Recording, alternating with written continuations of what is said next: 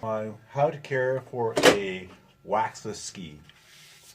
So the first thing we need to talk about in the waxless ski is the term waxless.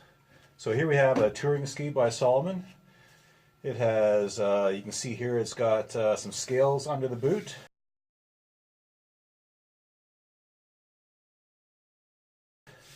And a glide zone on the tip and tail. Right? So when they say waxless ski, they are only talking about the wax zone under the boot, where you would normally put a kick wax, which is this sort of stuff, this kick wax here. You put a kick wax on instead of having the scales. The tip and tail of a waxless skis require wax. You can put on an easy wax, or you can put on an iron-on wax. And I got a couple other tricks here for you too. So we're going to talk about how easy it is to care for a waxless ski to get the best performance out of it. So first of all, a couple of tools here that I'm going to show you, a couple of techniques. So one is our main brush that we use, which is a brass brush.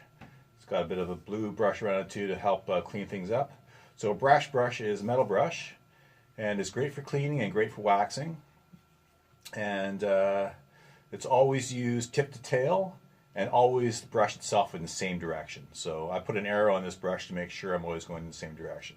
So the first thing we can do with our brush is to clean the ski off. So it's going to take out some dirt and some, dirty wax and some dirt as well, and kind of clean the ski up. So tip to tail, not the scales, just the glide zones here. So one, and then the tail here. So a couple passes. Okay, and then we are going to apply a glide wax. Now, a couple things we can do here with glide wax.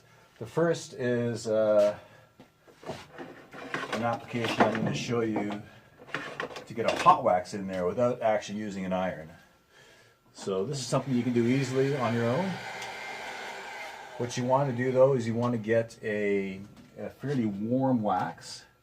So I'm going to use this CH7 here, or you can use a universal wax. So it's a fairly soft wax, doesn't require a lot of heat. So what we're going to do is we are going to, and you want to put on a hot wax of some kind to protect the ski and give it more durability. All right? You don't have to do it all the time, because the rest of the time we can use a rub-on wax, which they work great as well. This is a universal rub-on wax. But in between these rub-on waxes, every couple of times a year, at least 2 or 3 times a year, you want to put on a hot wax. And if you're not into ironing and scraping, which many people aren't, you can check out our other video on putting on glide wax. This is a simple way to do it that's clean, and it doesn't take long. So we're just going to take our warm wax and rub it onto the ski.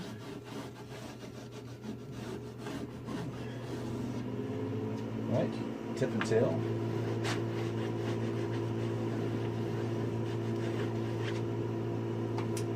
And then we're going to use, I'm going to use a heat gun, but if you had a hairdryer, that works great with a hairdryer too.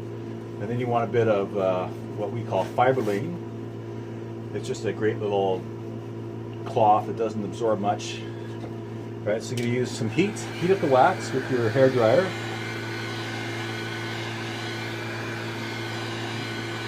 You want to do it in little areas.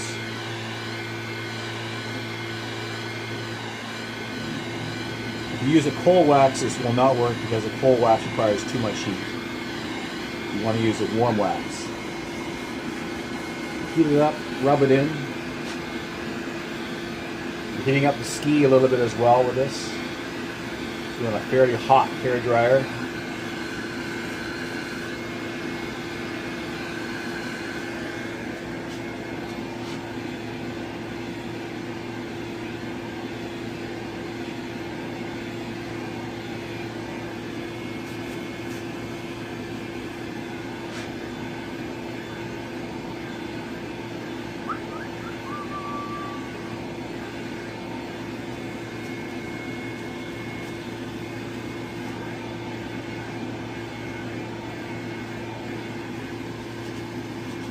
Alright, that's that bit done.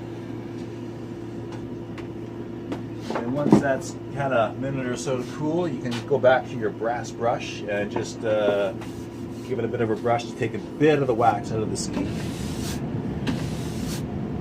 See a bit of it coming out. There we go.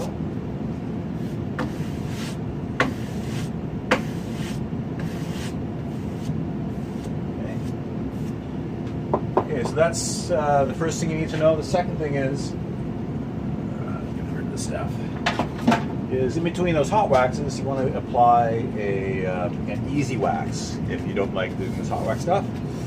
Right? You put the easy wax both on the scales and on the glide surface. You don't have to put it on the scales very often, but if you do it once in a while, it'll stop the scales from icing up a little bit, right? So we're going to put it on here. You can just let the carrier dry and you're kind of good to go. On the tip and tail, if you want to put it on there as well, which you should, kind of smear it on. Just like that. And then you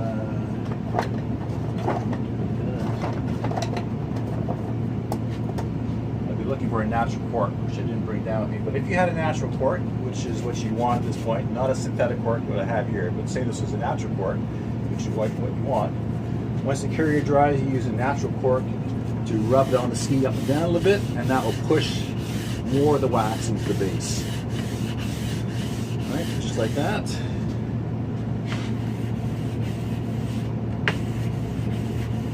Okay, and with those couple of steps, you can have a great performing waxless ski. Enjoy, and thanks for watching the video.